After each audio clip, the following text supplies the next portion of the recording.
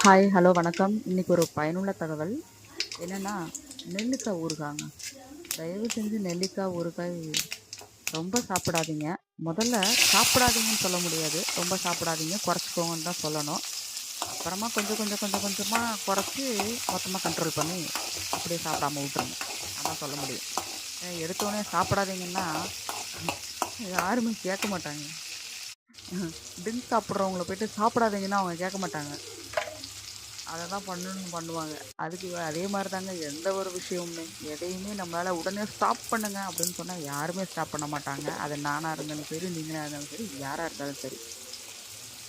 அதுக்குனால சாப்பிட்டுட்டே இருங்கன்னு சொல்லக்கூடாது. கொஞ்சம் கொஞ்சமா குறைச்சுக்கோங்க. ஏன்னா நம்ம இளமை காலத்துல எத சாப்பிட்டாலும் நமக்கு ரொம்ப இனிப்பா இருக்கும், ரொம்ப டேஸ்ட்டா இருக்கும், சுவையா இருக்கும்.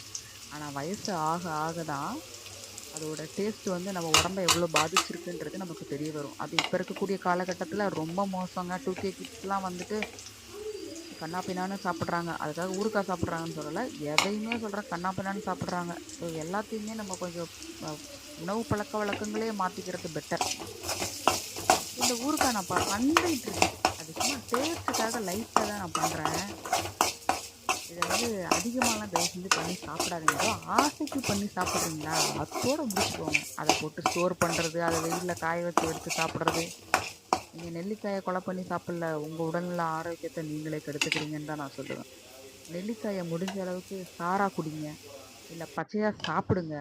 அப்படி இல்லையா, ஏதோ சமைச்சு சமையல் பொருளோட கலந்து சாப்பிடுங்க. ரொம்ப நல்லது.